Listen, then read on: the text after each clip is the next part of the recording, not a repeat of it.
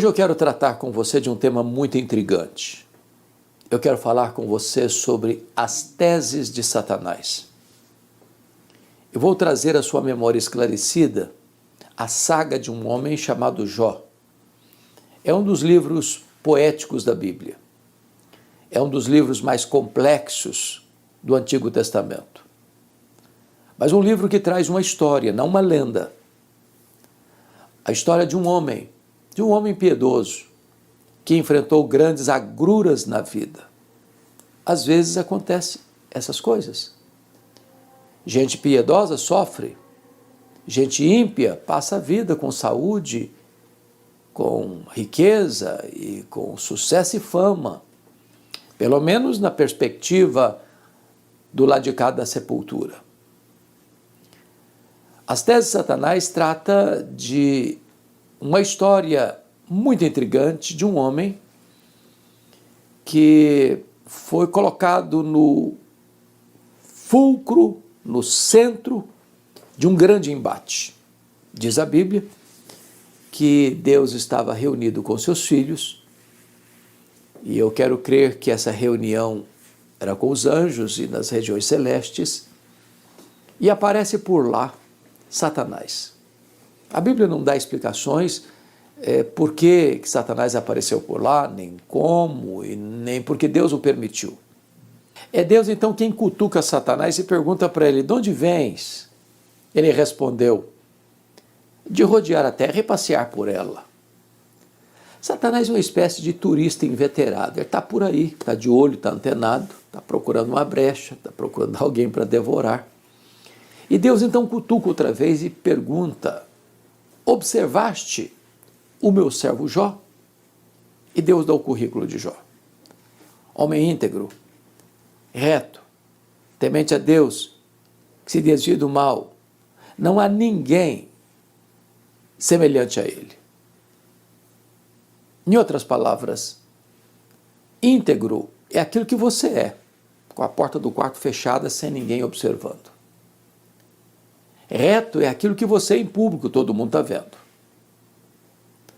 Homem temente a Deus, aí é o princípio da sabedoria. Homem que se desvia do mal, bom, é uma pessoa deliberadamente santa. Satanás poderia ter respondido: bom, esse eu não conheço. Conheço muita gente, investigo muita gente, ando por aí observando tanta gente, mas esse ainda eu não observei. Quem sabe um dia eu boto os olhos nele. Mas não foi a resposta de Satanás. Satanás respondeu para Deus assim: mas também puderas. Tu tens abençoado a vida dele, tu tens cercado a casa dele com a grande muralha de proteção, tudo que Jó põe as mãos vira dinheiro, seus bens prosperam na terra.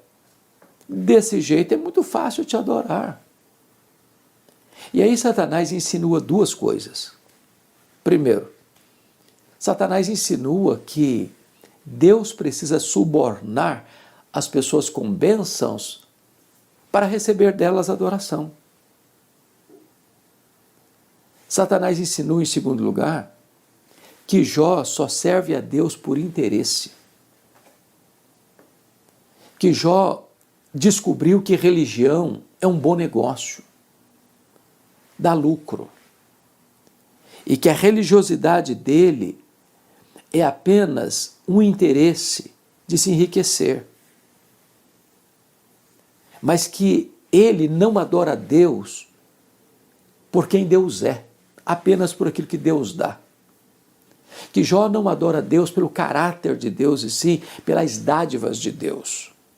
Que Jó é um negociante espiritual, que ele é um camelô da fé, que ele descobriu que nessa brecha aí ele encontra favores e vantagens terrenas, pessoais e temporais. Então, Satanás diz para Deus assim: toca no que ele tem e verás se não blasfema contra ti na tua face. O que um homem tem? Bom, um homem tem família, um homem tem bens materiais. Satanás diz: toca no que ele tem E esse mesmo Jó que hoje é um adorador, amanhã será um blasfemador. E com isso, Satanás levanta duas teses. Primeira tese: ninguém ama mais a Deus do que o dinheiro. Segunda tese: ninguém ama mais a Deus do que a família. Satanás está dizendo: toca nos bens dele, toca na família dele, e verás se Jó não blasfema na tua face. Sem que Jó soubesse, Deus constitui Jó em seu advogado na terra e coloca nas mãos de Jó a defesa da sua reputação e diz para Satanás: pode tocar no que ele tem, só não podes tirar a sua vida, tocar em sua vida. Em outras palavras, Satanás é um ser limitado, ilimitado por Deus. Ele só pode ir até onde Deus o permite ir e nem 1 centímetro a mais. Nas palavras de Martinho Lutero, Satanás é um cachorro na coleira de Deus. Ele só pode ir até onde Deus o permite ir e nem 1 centímetro a mais. Deus manda no céu, Deus manda na terra, Deus manda no inferno. Ele é o soberano Senhor do universo. Ele é quem tem o controle de tudo em suas mãos. Bom, mas com a permissão de Deus, Satanás sai dali para fazer um estrago na vida de Jó. Capítulo 1, versos 15 a 17, Satanás vai usar 3 instrumentos para levar Jó à falência financeira, ao colapso financeiro, à bancarrota. Como que num passo de mágica, Jó perde todos os seus bens. O inimigo cercou, o fogo queimou, tudo que ele tinha evaporou. Este homem decreta a falência. O homem mais rico do Oriente está quebrado, falido, sem nada. Você e eu conhecemos pessoas que por muito menos se desespera, por muito menos ergue seus punhos contra Deus, por muito menos dá um tiro na cabeça e ceifa a sua vida. Será que Jó blasfemaria? Será que a tese de Satanás era verdadeira? Será que Jó amava mais o dinheiro do que a Deus? A resposta está no versículo 21, quando Jó tem a informação de que todos os seus bens foram destruídos e ele está falido financeiramente. Ele disse: nu saí do ventre da minha mãe, nu eu voltarei. Sabe o que ele está dizendo? Ele não trouxe nada para este mundo, ele não levará nada deste mundo, portanto o que ele ganhou entre o berço e a sepultura não é a razão da sua vida. Ele prova com isso amar mais a Deus do que os bens financeiros, do que o dinheiro, e ele derrota ao mesmo tempo a primeira tese de Satanás. Mas a segunda tese de Satanás é que ninguém ama mais a Deus do que a família.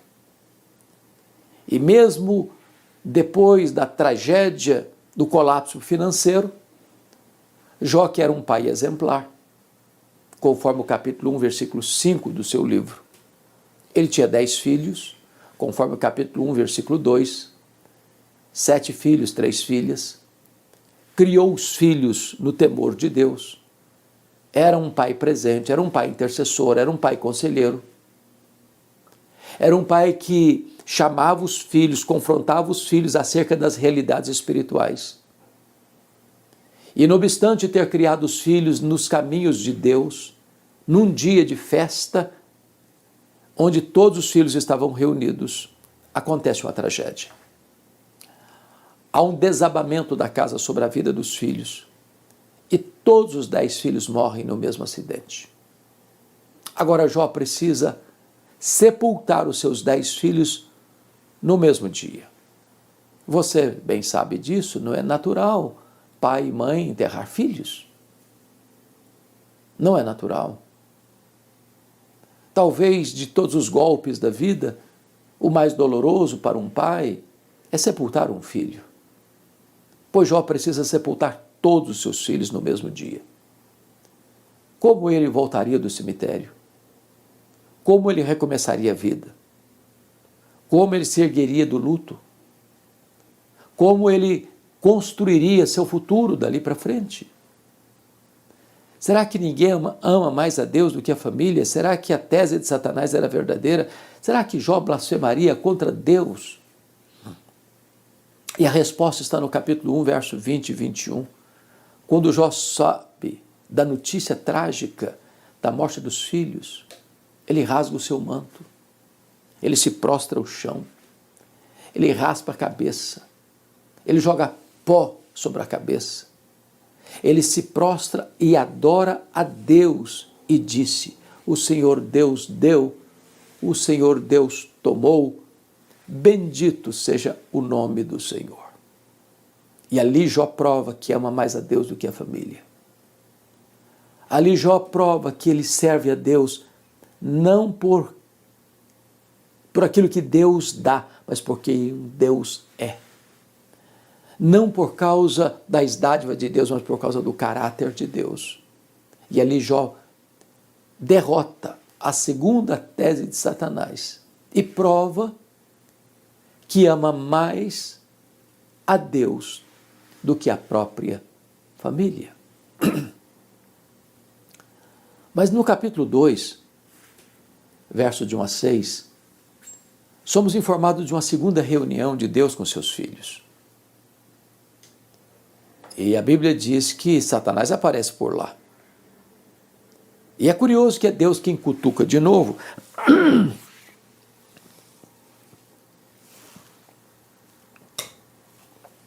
perguntando a ele: de onde vens? E Satanás responde do mesmo jeito da reunião de outrora, de rodear a terra e passear por ela. Em outras palavras, ele está dizendo: eu não mudei minha agenda. Eu estou fazendo o que eu sempre fiz. Eu estou por aí, eu estou de olho, estou antenado. Estou procurando uma brecha. E Deus então pergunta para ele: observaste o meu servo Jó?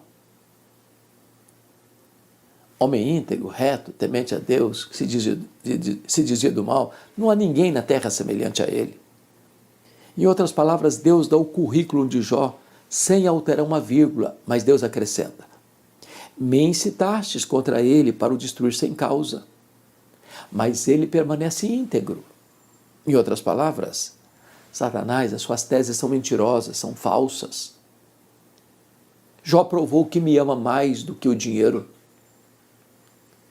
que me ama mais do que a família.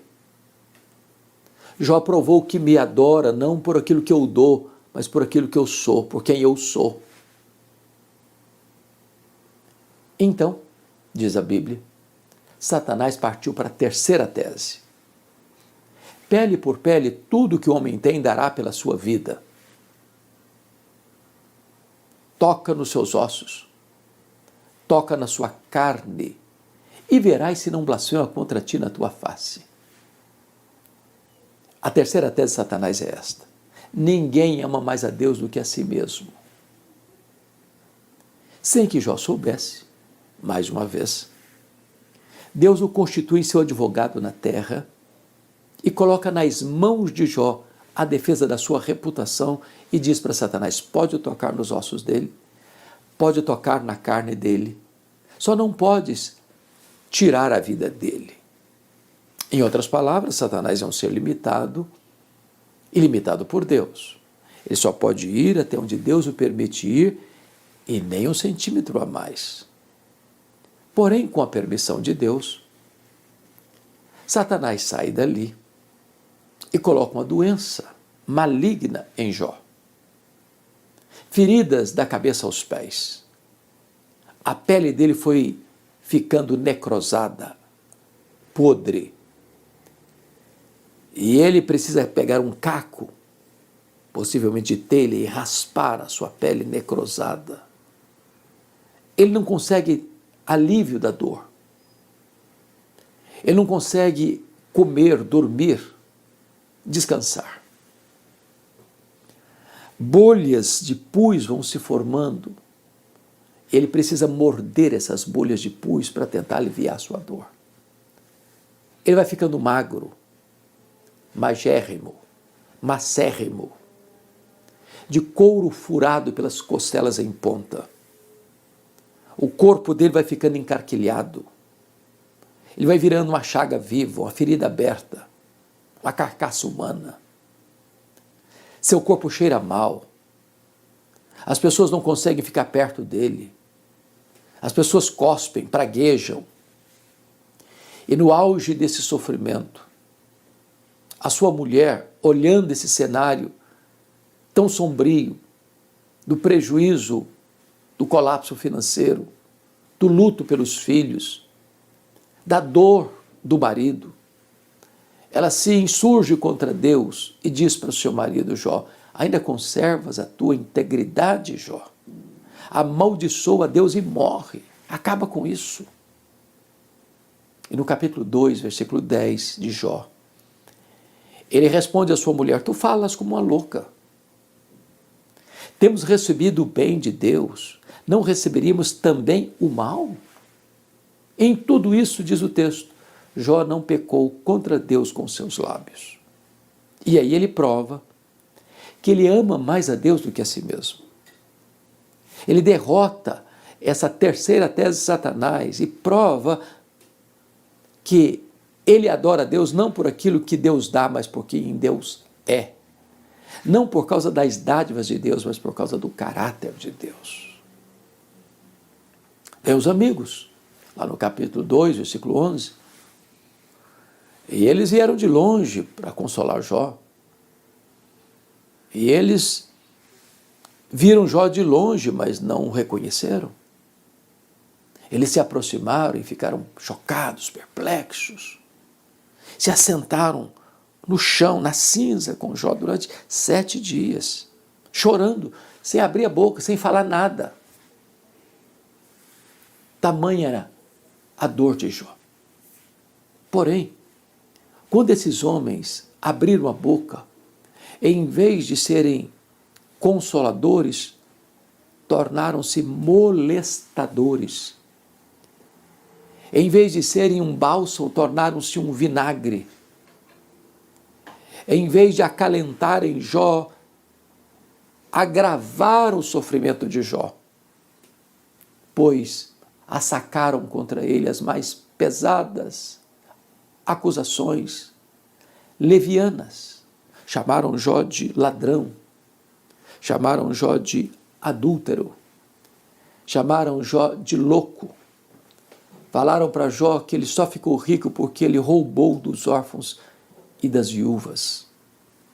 Cravaram Jó com seus dardos inflamados, com as suas setas cheias de veneno. Massacraram Jó. Passaram por cima de Jó com um rolo compressor. E este homem, piedoso, se defende, se queixa, levanta os céus, 16 perguntas: por quê? Por quê? Por quê? Por que eu não morri no ventre da minha mãe? Por que eu não morri ao nascer? Por que o Senhor não me mata de uma vez? Levantou os céus 34 queixas e não encontrou uma palavra sequer de explicação. O silêncio sepulcral de Deus. Porém, no profundo poço do seu sofrimento, ele arranca do peito um brado de esperança e diz: mas uma coisa eu sei, é que o meu Redentor vive. Eu perdi tudo, perdi meus bens, enterrei meus filhos, perdi minha saúde, perdi o apoio da minha mulher, perdi o apoio dos meus amigos, mas eu não perdi minha fé. Eu não perdi o meu Senhor. E apesar das circunstâncias tão difíceis, eu tenho convicção de que o meu Redentor vive e eu vou receber um corpo novo, e eu vou conhecer face a face o meu Senhor e desfrutar da sua bem-aventurança. Nesse momento, Deus muda o cenário dele. Deus se revela para ele. Deus mostra para ele a sua grandeza, o seu poder, a sua majestade. E Jó diz: agora eu sei que tudo podes. Nenhum dos teus planos pode ser frustrado. Eu te conheci só de ouvir, mas agora os meus olhos te veem, por isso eu me abomino no pó e na cinza. E ele intercede pelos seus amigos, os que acusaram a ele. E quando ele ora pelos seus amigos, Deus muda a sorte dele. Deus restaura tudo na vida dele, restaura os seus bens, dando-lhe o dobro de tudo que ele possuía, restaura a sua saúde, ele passa a ter mais 140 anos, Deus lhe dá mais 10 filhos, Deus restaura o seu casamento, Deus restaura os seus amigos, Deus faz tudo novo na sua história, porque o nosso Deus é o Deus da restituição. As teses de Satanás foram derrotadas. O propósito de Satanás era colocar Jó longe de Deus. O que ele conseguiu foi colocar Jó mais perto de Deus. Sabe por quê? Porque os planos de Deus não podem ser frustrados. Ainda que Satanás se intente e se levante contra nós e intente nos acusar e levantar suspeitas a nosso respeito, maior é Deus. Maior é o que está conosco.